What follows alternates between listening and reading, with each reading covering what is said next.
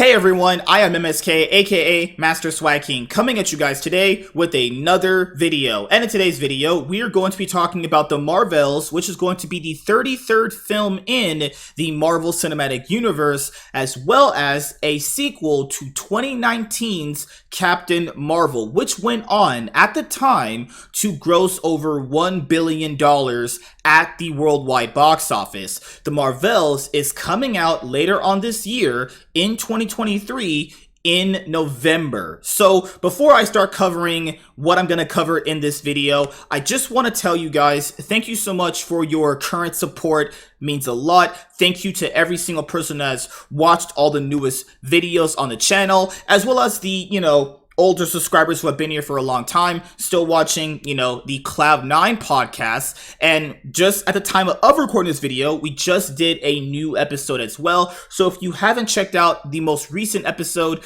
of the Cloud9 podcast, go and check that out. So also, I mentioned this on the Iron Man podcast, which I also run through Rumble, Twitch, and Twitter. The reason why I haven't been able to upload as many videos as I was able to in the past couple of weeks is because I just got really busy. But don't worry, consistent uploads will be coming back. I'm thinking about basically just doing like 2 news videos a day and getting those videos edited and put out to you guys, as well as releasing the other content I have for you guys. It's not really about doing the videos, because I love doing videos for you guys. It's mostly just about the time that it takes to just obviously edit them. And obviously you have to render the video, then put it up into YouTube, and then it just uploads to you guys. It's just a timing issue right now, not more of like, okay, I don't want to do this, obviously. But let's get to the main point of this video, which is talking about the Marvels box office prediction. So there are very key things I want to point out here in this video regarding not just Captain Marvel or the Marvels or the Marvel Cinematic Universe. So the very biggest thing I want to bring up is the narratives and the way certain situations panned out in Captain Marvel's favor and in the Marvel Cinematic Universe's favor back in 2019 is not going to be the same level as now in 2023. So someone is going to ask, what do you mean by that? And don't worry, I'll explain it to you. So back in 2019, when Captain Marvel came out when it did, the film was strategically sandwiched between Avengers Infinity War, which was a huge box office smash hit. We're talking about a movie that took in $1 billion at the time, faster more than any other film. The only other film to do that was previous other Avengers movies, the others being Age of Ultron, the other one being the very first one, which came out back in 2012. Obviously, you have to kind of realize that these Avengers movies are really big, and obviously they were going to be a big box office smash.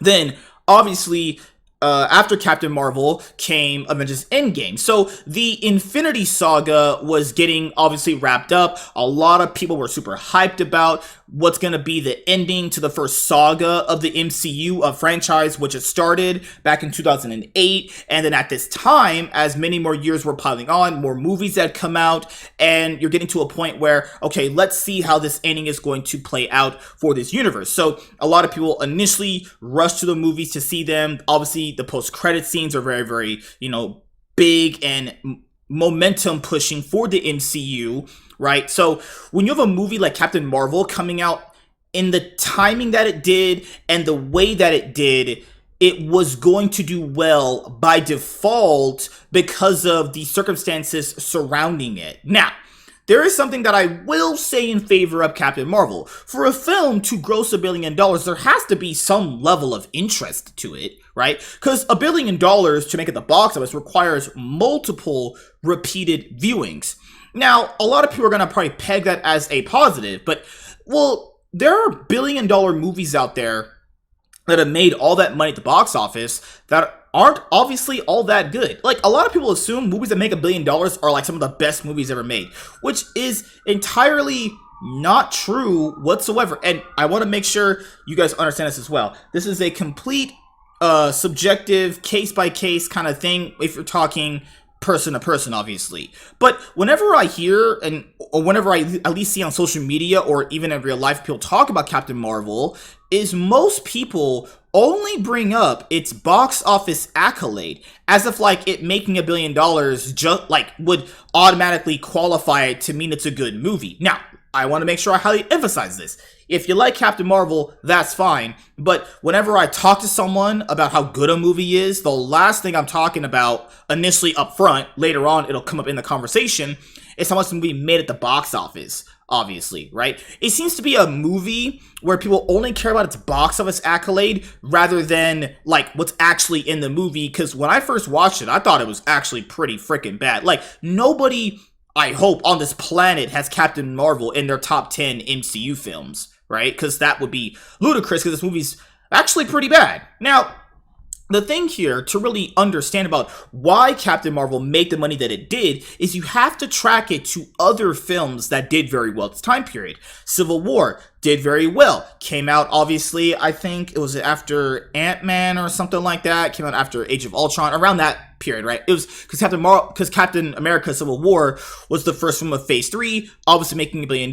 They obviously had to ride the momentum of the superhero big box office smash at the time in 2016, because you had BVS coming out months beforehand and utterly failing at the box office despite it making almost $816 million at the worldwide box office, actually. Then after that, you have Thor Ragnarok coming out, doing very well for itself. Even if like an MCU film didn't reach $1 billion, the average movie still did very well. We're talking like in the $700s to $800 million ranking here, right? So you had all that happening. Black Panther strategically placed in February, Black History Month, so that was also a smash hit as well. So a lot of Captain Marvel's $1 billion really does come off the back of good strategic planning from Kevin Feige and his marketing team, as well as, I would say, arguably, in my opinion, better movies piling on that momentum, because that momentum the Infinity Saga had toward the latter end of it really drove those numbers. I mean, most movies that came out after Avengers movies, outside of like the first Ant-Man movie, also did very well. Iron Man 3 is not a good movie, yet it made $1 billion. Why was that? Because it was the first MCU movie to come out after the Avengers movie, which came out previously back in 2012. I think the Avengers is an amazing movie, but you guys see my point here. The MCU's first initial phases were all based in momentum, and not just that wouldn't make their films bad, it's just how good these films were tracking at the box office, as well as the level of momentum that is going to bring for the latter half of them. Keep in mind, people, the latter MCU movies that came out in Phase 3, we're talking like Black Panther, Infinity War, Captain Marvel, Avengers Endgame, Spider-Man Far From Home. What do they all have in common? All of them made $1 billion. Back to back to back to back. The MCU legitimately had 5 back-to-back movies making $1 billion. That's crazy. No other franchise would ever have that ever, actually. But the MCU did because of, obviously, the good movies coming out. Obviously, not all of them are good. It's just more like some of them are like okay to like solid at best. Some of them are actually pretty bad too in those first few phases. But just the setup these movies had to them and what they were doing led to the Captain Marvel box office the way it did. Captain Marvel's not a good movie, in my personal opinion, and it's pretty damn boring. Like, the first Captain Marvel movie, if we ever get to reviewing it when we do, like, a big MCU project, the biggest problem I have with it, several things, but the main one is, like, Brie Larson just sucks. Like, Brie Larson is just terrible. She's completely terrible. It's not that she's, like, unlikable, because that's also kind of true, too. It's more like, I don't know, just really bland, really off-putting performance, just really shit for the most part, you know?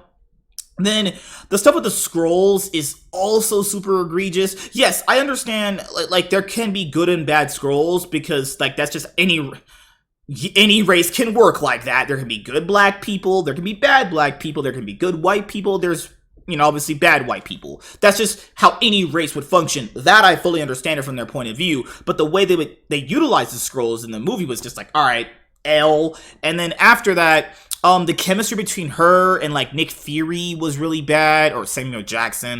Obviously, it was just a bad movie. It's boring. It was too long. Like, this acting sucked. The fucking pacing sucked. The dialogue sucked. The fucking villain sucked. It's just a shit film, man. But it doesn't matter because, you know, there have been really bad movies that have made $1 billion. You know, shit happens in life. What can I say? So, how does this pan over to the Marvels, actually?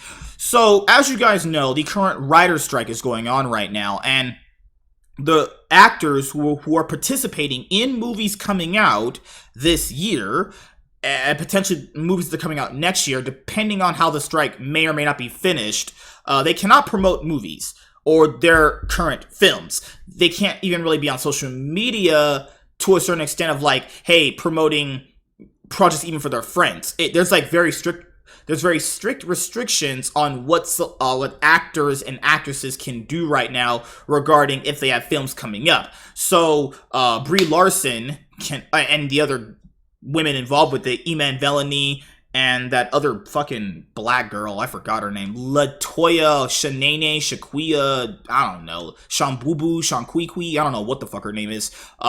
They can't promote the movie, right? And you have that going on with that. Also, the MCU, back when I was talking in this video about like the momentum they have at those first 3 phases in the Infinity Saga, that's not there right now. Like, Phase 4 and what we're going through right now with Phase 5 has not been good. Now, the Marvel movies have still made money at the box office. That's not getting twisted. They still have made pretty good money. Now, have their movies been as profitable as they were before? Technically, no, because the amount of marketing that comes with those films' budgets completely arguably, you could probably say they break even to a certain extent. Some of them probably have been profitable, but some of them have been mostly breaking even. Like, the MCU just went through their first, BVS, second weekend drop-off to the point where Ant-Man and the Lost Quantumania, which kicks off Phase 5, failed at the box office, you know?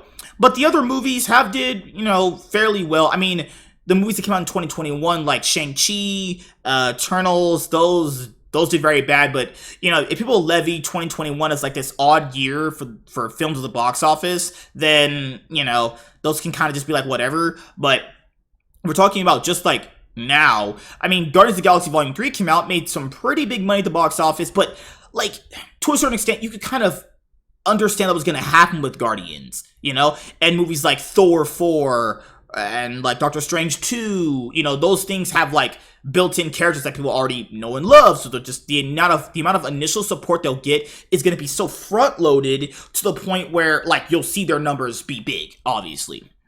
I don't think the Marvels has that, and I don't think the Marvels will do very well. I think it will do well in terms of what an MCU movie considers well, which is good $700-800 million, but we'll have to see how that'll play out. So this was an article from Screen Rant, who is interesting takes, we'll say, on just pop culture in general.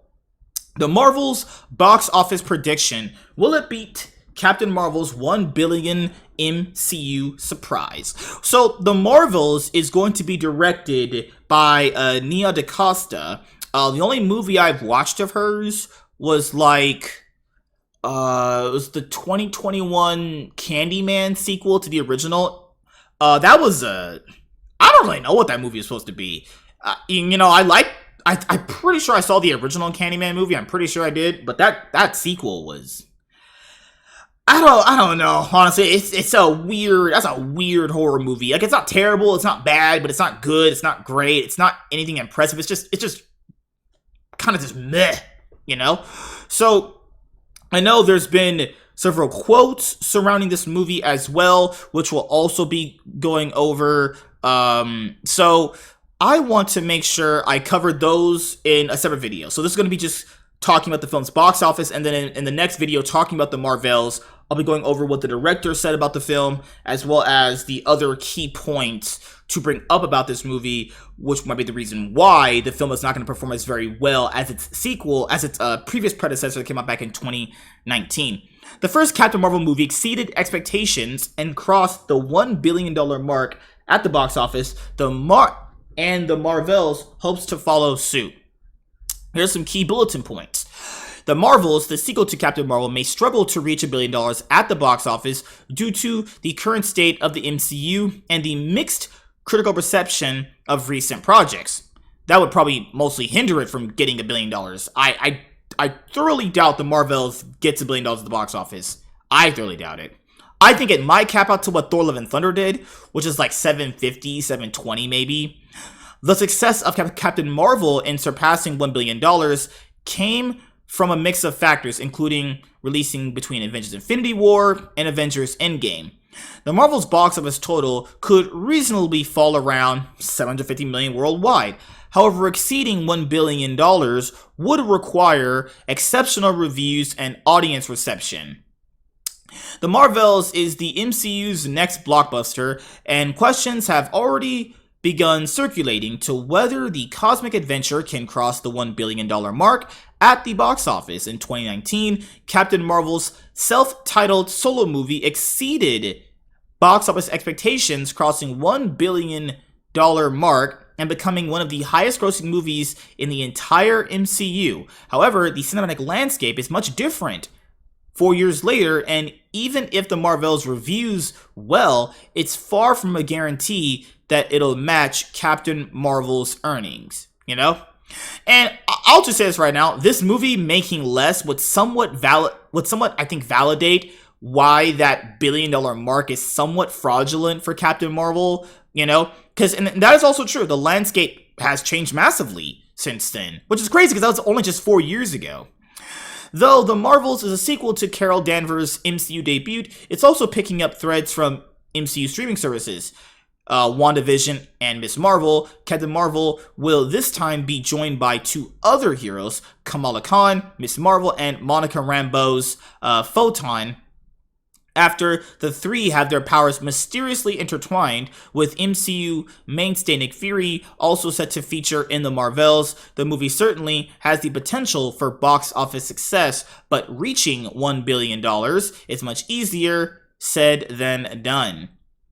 Captain Marvel made an impressive $426.8 million at the US domestic box office and an additional $704.6 million internationally, totaling an impressive $1.1 billion worldwide. At the time, only 6 MCU movies had made more: the first 3 Avengers movies, Black Panther, Iron Man 3, and Captain America: Civil War, with only one previous $1 billion earner being the first entry in a solo franchise. Captain Marvel was certainly unique, and the reasons as to why are varied.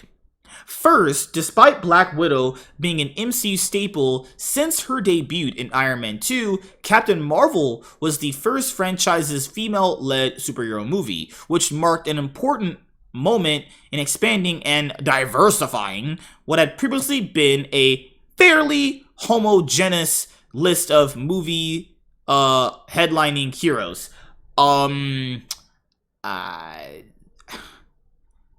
Okay, I mean, that's just kind of stupid. I mean, okay, like, yeah, the guys are more popular. Go figure.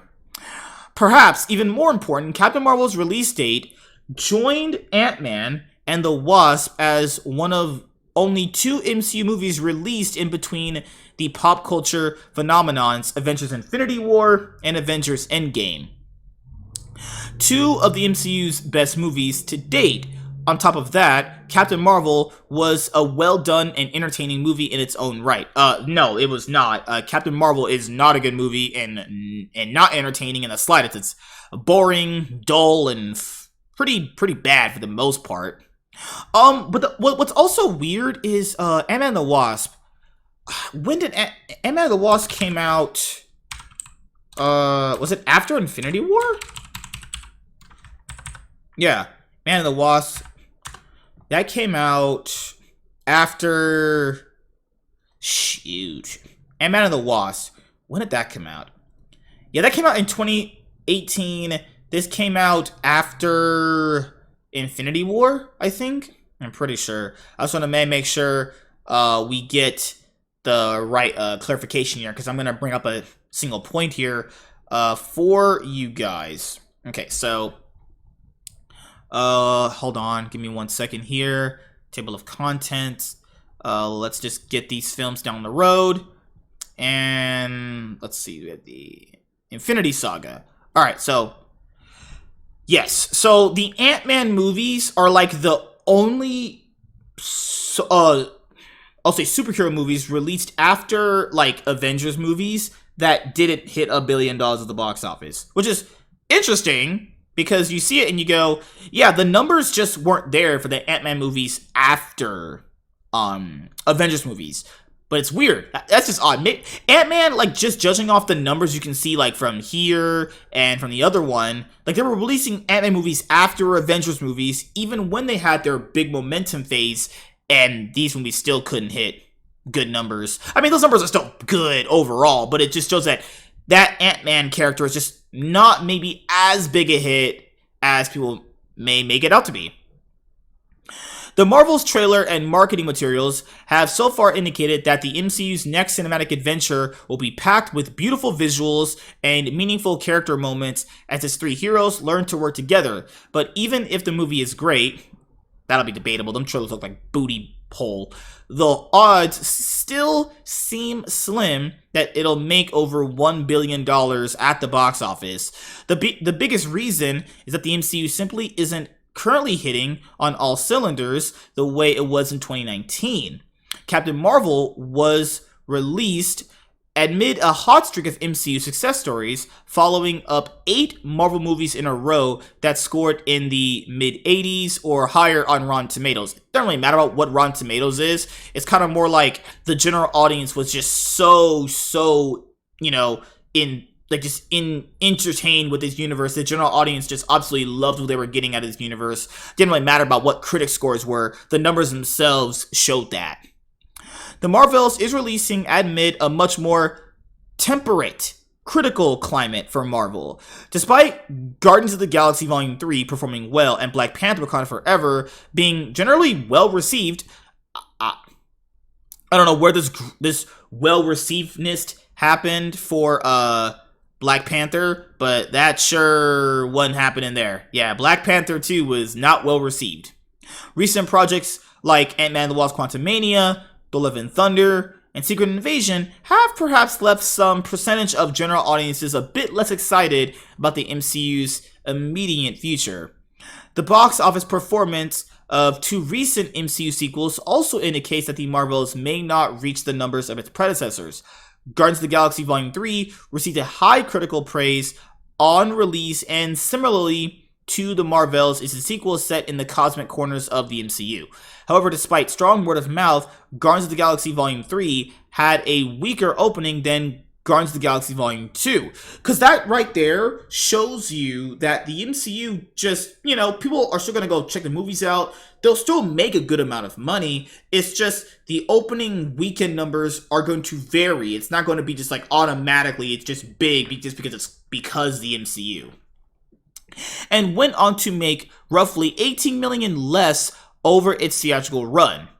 That's interesting. Because Guardians 3, I think a little bit more well received than Guardians 2. Quantumania fared worse, pulling in about $146 million less in total than Ant-Man and the Wasp. Yeah, Ant-Man and the Wasp: Quantumania, the trilogy ender, made less than the second movie. That's crazy. It was by a big amount, actually. Additionally, the Marvels may be slightly tougher to sell to potential viewers than other recent MCU projects, as 2 of its 3 stars were established in Disney Plus series instead of big screen films. While a young Monica Rambeau appeared in Captain Marvel, she didn't appear as an adult or get her powers until WandaVision. Similarly, Kamala Khan has so far only appeared in Ms. Marvel, while the latter being the least viewed series premiere of any Disney Plus MCU series. Yes, so I think because people have to factor in the reason why Ms. Marvel was like okay, I guess. Ms. Marvel, the reason why it was less viewed at the time was because Disney chose to sandwich Ms. Marvel in between Obi-Wan Kenobi And obviously, even though it's Marvel, what are you choosing to watch? And I know Disney's not been putting out great content in general lately, but what are you going to really choose to maybe check out, to maybe hope it's going to be better? Kamala Khan, Miss Marvel, or Obi-Wan Kenobi? It's like Obi-Wan kind of has that right there. It's possible that those not keeping up with streaming service may be put off, as evidenced by the earnings disparity between Guardians of the Galaxy Volume 3 and Ant-Man and the Wasp Quantumania. How much the Marvels makes will unsurprisingly depend on how good the movie actually is. Yeah, the word of mouth on the Marvels needs to be pretty good. However, assuming the project is at least relatively well received by critics and general audiences, the outlook can still be bright even with crossing $1 billion. A reasonable estimate would put the Marvel's international box office total somewhere around $750 million. And even that is still pretty good for any movie, but given how, like I mentioned before, these big blockbuster tentpoles need to hit big numbers, given the budgets and the big marketing campaigns, that obviously Disney wants to see, like the MCU, have big opening weekend numbers. That's just going to be what it is, right? It's just how it's going to play out. Like, the studio executives, Bob Iger mentions with Star Wars, they like seeing big numbers like that. And I imagine that's a sentiment echoed with a lot of the other CEOs and executives too. This estimate puts the Captain Marvel sequel behind Guardians of the Galaxy Volume 3, Doctor Strange in the Multiverse of Madness, and Black Panther: Wakanda Forever, but far ahead of movies like Quantumania, Eternals, and Black Widow. Well, Eternals and Black Widow came out in mega COVID period, so I hope it would have better numbers than that. Of course, there's always the chance that the Marvels will surpass expectations, as Captain Marvel did, and join Spider-Man Far From Home and No Way Home as the only post-Endgame movies to cross $1 billion. Well, Spider-Man in general, if we're talking just live action, especially just with the MCU, Spider-Man just has it with big box office numbers. I know the Spider-Verse series doesn't have that yet, but those numbers are still impressive for just animated movies, obviously. Such a feat would require exceptionally strong reviews and word of mouth, but it's certainly not out of the question. Yeah, that is also something interesting to take away too, is the only billion-dollar movies they've had post-Endgame have been just both Spider-Man sequels with Tom Holland. So, it's almost, I would say, a flat-out guarantee if they do Spider-Man 4, it's gonna hit $1 billion. And that's why, you heard about all those leaks and interviews talking about, like, are they gonna get Spider-Man 4 going with Tom Holland and all that right there, because they know Spider-Man's gonna be one of their biggest earner right now currently. And I still think Doctor Strange 3 is gonna be a big earner as well, give or take how that will eventually play out. Maybe they might make a Doctor Strange 3. I don't doubt they would, because the second one did fairly well at the box office. It came in just short of $1 billion, but it did massively well. Doctor Strange 3 did better than everything that's not a Spider-Man sequel, actually. But, when it comes to, like, the Marvels and looking at how everything's going to play out for it, just purely just based off numbers for its box office prediction, I think it settles around where Thor: Love and Thunder did, actually.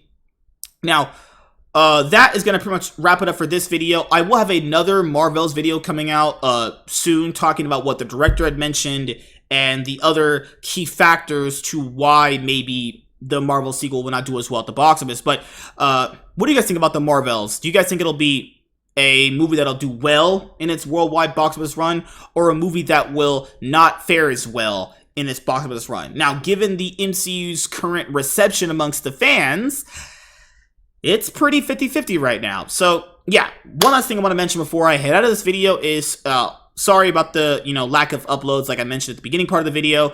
They will be coming back in full force, and you'll be seeing much more videos like this. I know you guys like these videos, so yeah, hope you guys enjoy them a lot. I don't mean to make them this long, but there's a lot of context I gotta bring up, a lot of nuance, there's a lot of points to bring up, a lot of different angles to really talk about this thing. So, yeah. As you guys know, like, comment, and subscribe. Most of all, enjoy. I am MSK, and this is Online Cinema Entertainment, your one place for online cinema. All right, see you guys later. Deuces. Peace.